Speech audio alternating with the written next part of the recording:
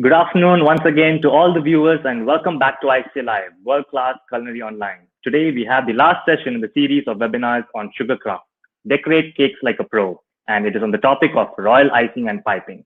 I will now hand over to our host, Shanaz Raja, Director of Courses at the ICCA Dubai. Over to you, Shanaz.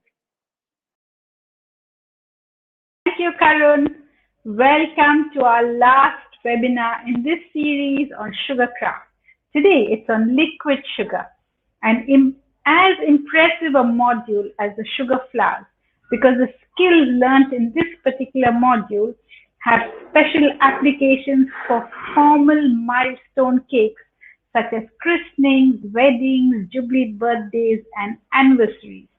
We have a lot of talking to do as we go, and as always, we'll keep our questions to Nasreen for the end. So do keep typing them into the chat and I will collect them for you. Without further ado, over to you, Nasreen. Thank you, Shanaz. And hello again to our worldwide audience, wherever you may be.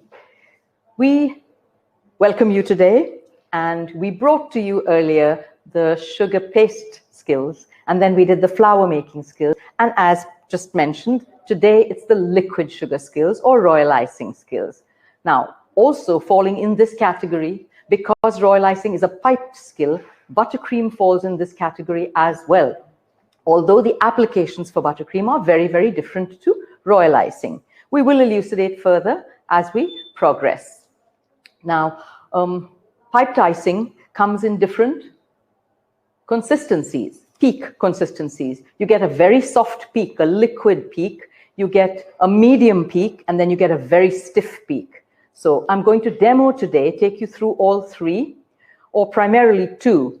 We use stiff peak when we have to outline or anything that you, take a look at this, when you want something to be self-supporting, your icing has to be strong to do so. It cannot possibly be soft peak or buttercream. But when you want to, which is what I'm going to demo for you today, I'm going to show you an outline it's our swan right here, and it's flooding. And the reason I'm going to demo this for you today is because a lot of you, it'll help a lot of you because it's also the way you ice cookies at home. So when you know how, there are myriad applications to it. So that is what I'd like to demo for you today. Now, talking about the different peaks of icing, royal icing, I was talking about liquid. We even cover cakes with a liquid. Now look at the drip factor on this. She's pourable. Can you see that? She's pourable. And this is what I have loaded in a icing bag to start the first part of the demo for you. Because the second bit of how icing is made when I make it is stiff peak. And she won't flow. As you see, she's completely stiff peak, viscous. So, right. Having loaded an icing bag with liquid icing, oops, she's leaking from the back. But having loaded an icing bag with liquid icing, I'm going to give myself a small little aperture right here. Now, if you can see this little swan, the outline is done with stiff peak. It's equivalent to building dam walls, which will be strong enough to hold the river when it floods in the middle. And here comes the river, which is liquid sugar. So I'm going to start flooding this for you because what I've got in my hand is completely liquid sugar. And this is exactly how you would do a cookie. You do your outline first and fill. You do your outline first. And I did this outline earlier so that it would be dry enough and strong enough for me to demo this for you. And here we go. Fill, fill, fill. And be careful not to overflow your banks. So it's a judgment call you make as to how much sugar this little biddy requires. There we have it. And I have to keep this upside down because if I stand her up in a caddy, the sugar will just bleed through. So have a look at that. It's like a glass dome. I'm not sure if you can pick this up, but I have made one already, which is dry. I just wanted to show you that you can flood and outline any shape of cookie, any shape of flooded piece, any outline. She's a ready piece on here. And the next bit I'm going to show you is a medium peak buttercream. I'm sorry, a medium peak royal icing. So ordinarily, if you see this cake, I have done the swan wings in white, the feathers on the swan wings in white. Today, just so that the camera can pick it up for you and you'll be able to see it clearly, I'm going to do the wing feathers in pink.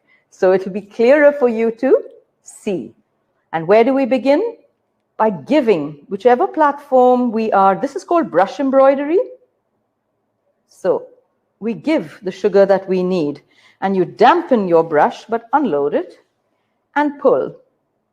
Pull. That's why it's called brush embroidery, because it uses a brush to distribute the sugar and give shape to it.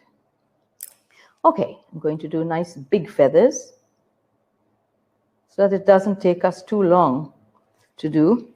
Funny thing, hey? Swan with pink feathers on her wings. But anyway, I'm sure you can see it clearly. And that's the object of the exercise. So when visible, if I did white on white, you might not see it that clearly with the camera. Not sure what it picks up. There. And you don't, because the brush redistributes your sugar, you don't have to worry about neatness. You just have to make sure you give enough sugar for your brush to be able to pull and redistribute, because that is what brush embroidery is all about. So what I did first was called flooding. The second is brush embroidery. And like I said, I'm showing you these techniques because so many of us are home bakers. And this will help you with cookie covering when you have to flood a cookie with sugar. And this is how it's done. So one more feather to go in bright pink. But hopefully you can see it.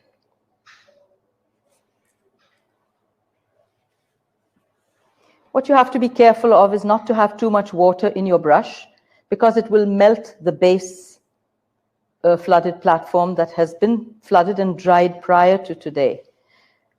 Now, when you pipe on a cookie, you don't have to separate it from, you don't have to separate your icing from the cookie, right?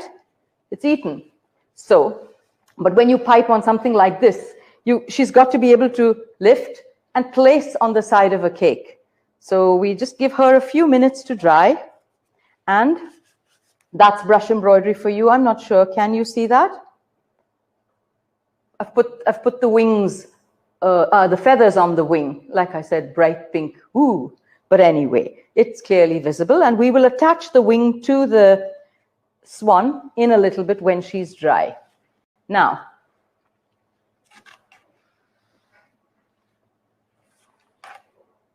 okay, she's got to go to one side because that is liquid. Now, for this swan, when I have done a single swan and a single wing and I attach it, it's two-dimensional. And then I can place it up against the side of a cake. But when you want something as a topper, you've got to do a negative and a positive, and there's an assembly process involved to get a three-dimensional flooded template or a flooded application. And you can do anything. So I think we have a question for you, and see if you can find the right answer. Over to you. Your turn. Say now or forever hold your peace. Can we make royal icing without egg white? Is the question. So let's see what people say. Majority of the people say no. And a few people say yes. And some people say maybe. But this is constantly changing. But this is the reason. The same person, almost the same person say yes and no. So they divided it. Unsure, ambiguity there. Okay, so this is your platform to get these little clarifications. Can we make royal icing without egg white? Sure, there are vegan options and vegetarian options, but when you want strength like this, it is only egg white that does that binding for you. More importantly, I don't use fresh egg white, I use egg white powder, albumin powder. That makes for a stronger icing than fresh egg white. So yes, of course, you can make egg white, royal icing without egg white. Like I said, there are veggie options, but those are good for just flooding cookies because they're not strong when dry. If you want something three-dimensional, egg white has to be part of the play. Okay? All right. Thank you, Natalie. Now, thank you too. Now, when we went through the sugar paste module, I showed you a different tool set compared to the flour module, which again had her own unique tools. Now, where royal icing is concerned, again, she has her own unique tool set. Goes without saying, nozzles. We have a little nozzle holding caddy, but right here, we've also got turntable. So that, you know, when you're icing a cake, it's important to have a turntable to do a three-dimensional side ice process. And there are brushes, like you just saw me use, brushes for brush embroidery and sponges and icing cones, can't do without them, and couplers that couple the bag to the nozzle, etc., etc. Now, just to elucidate further, I have a fun little piping sample sheet to show you, which shows you how these different shaped nozzles create different looks. So if you have it, I've just given you one sample of each. That's a striated star nozzle. That's an open star nozzle. Now, do you know the difference between an open star and a closed star nozzle? An open star nozzle, as she tapers, the teeth are just vertical upwards, whereas a closed star nozzle, the teeth implode and leave you a small aperture in the middle. Now, what happens? The result it gives you is a closed star will push ribbons of sugar out, whereas an open star gives you quite a tubular finish. Let me show you. So that's an open star nozzle. I'm not sure if you can see it clearly. There you have it. Okay? She will give you a tube finish like so. So I will just redo so that you can see how. There. I'm doing a desert cactus.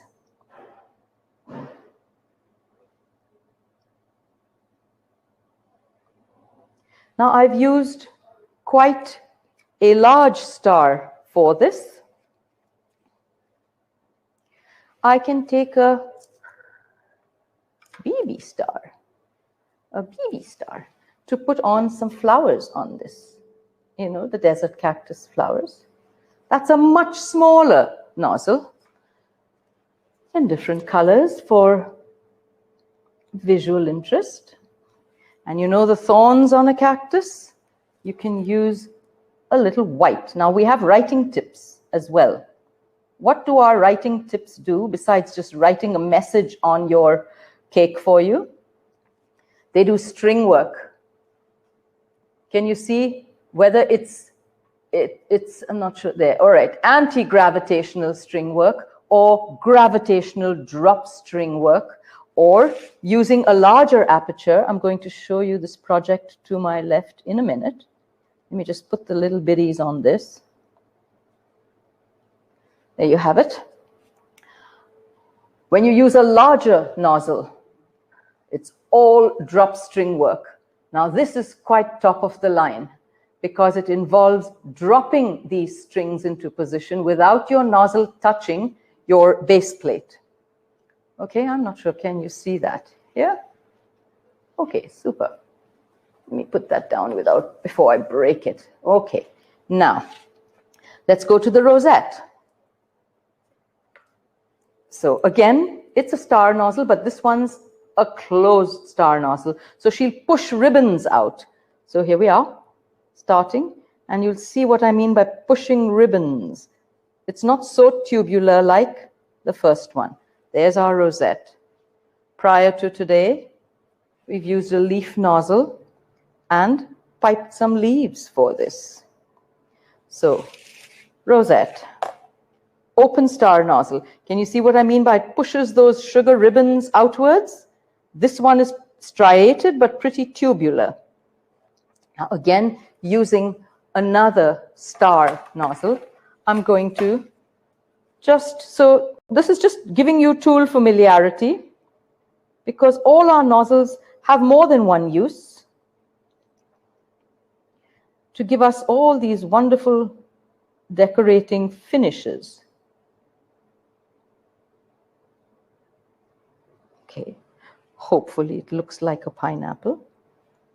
And again, I mentioned to you in the previous webinar that royal icing and sugar paste are the backbone of cake decorating. One can't do without the other, because there you are. So that's been done in royal icing, but this has been done in rolled sugar. These leaves I piped. Just fun exercises for you to show you what different nozzles can create. Okay, let's see if our swan wing is dry. So I can put a little bit of glue onto my swan. Whoops, and hopefully attach him like so. Yep, all done, all good. I just have to make sure, because I know the pink is not completely dry. And then after you're done, here you are. Can you see that clearly? Oopsie, she's still wet. So I'm just going to try and stick that on and not touch the wing. And you can choose your angle of glide. There you are. Can you see that? Now that's just flat, two-dimensional. So I can place it, stick it on the side of a cake, or as a side decoration. I would, of course, paint the beak and put the eye in, as I have done on this one here. Except this one is three-dimensional, and the feathers are in white, and the eye and the beak have been painted in. So what are the differences between royal icing and versus buttercream? The two don't mix. You can't, within the same project, you cannot use buttercream as well as royal icing.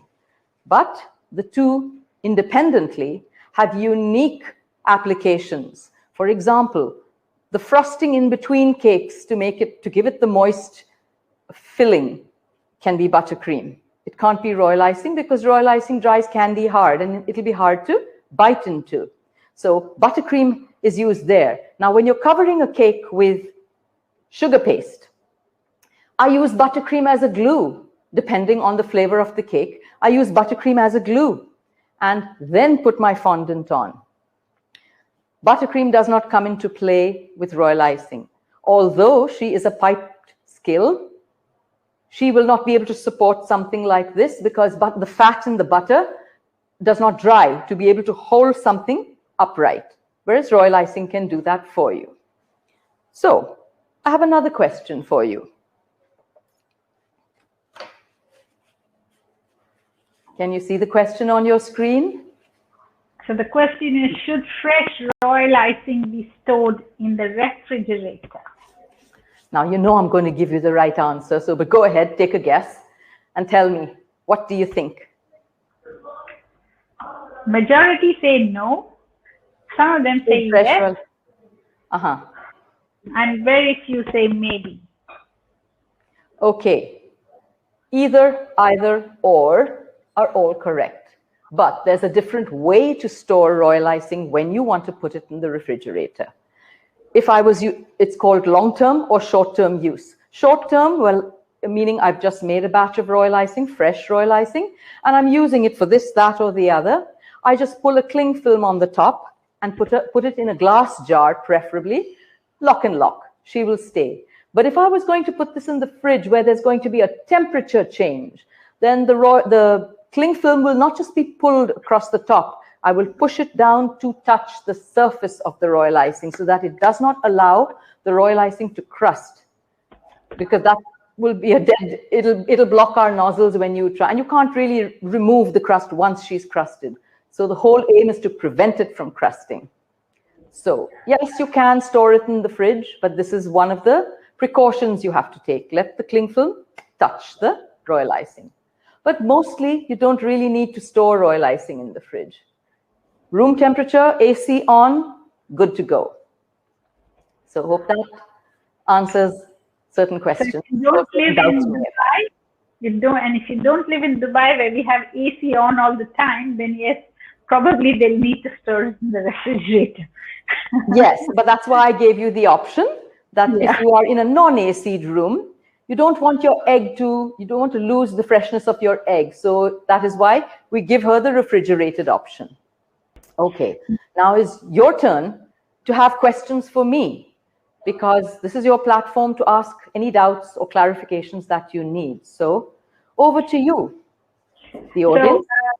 So Nasreen, there were a few questions which were very simple as you were doing your techniques, which are answered as yes and no and 3 bites full kind of questions. But is there any particular, maybe we shouldn't talk about brands, but is there any particular kind of egg white powder that works for this?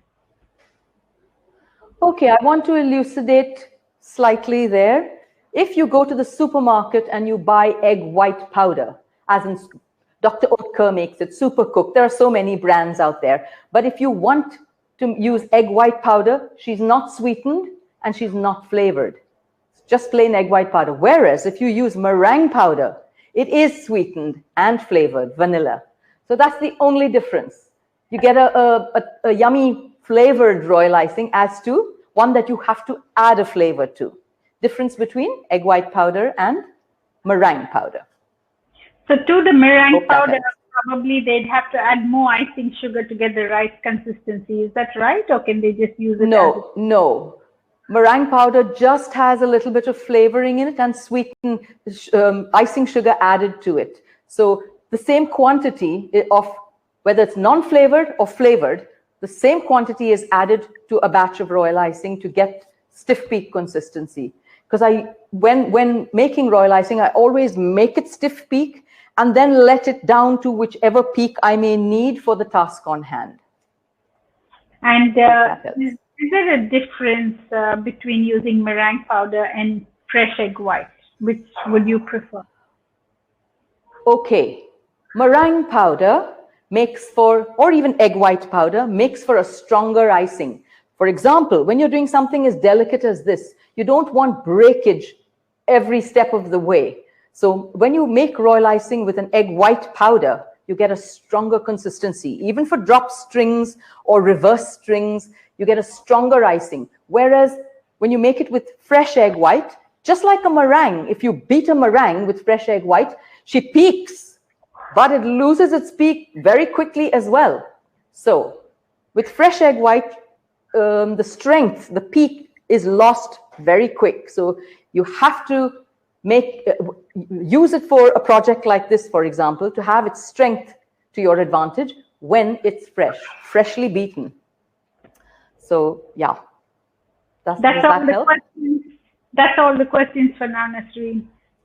That's all the questions for now. Okay, so this being our last webinar for you, we've brought you the 3 of sugar skills, rolled sugar skills, sugar flower skills, and the liquid sugar skills. And we really, really, really look forward to seeing you participate with us in school, partake of these, if you want to advance your skill set, your knowledge in the cake decorating field. Because I know, I was speaking to somebody the other day and she's an MBA. And because of lockdown and job losses and whatever, she couldn't work her MBA unless someone employed her. Whereas when she had sugar crafting skills, she didn't need to be employed by anyone. She was self-employed, making cakes for friends, family, and keeping up her earning capacity. So that might just be something worth thinking about, because these are hard times. And so this makes you independent, giving you a skill set that can work from home, gives you that independence. And knowledge never goes to waste. Knowledge is power. So come by and empower yourself. And we really look forward to seeing you in the future.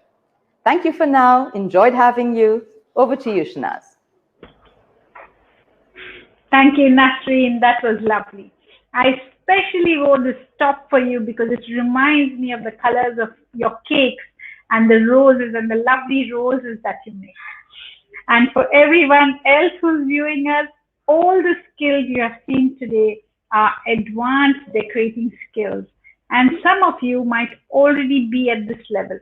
However, if you're not, then remember the journey of 1,000 miles always begins with a first step.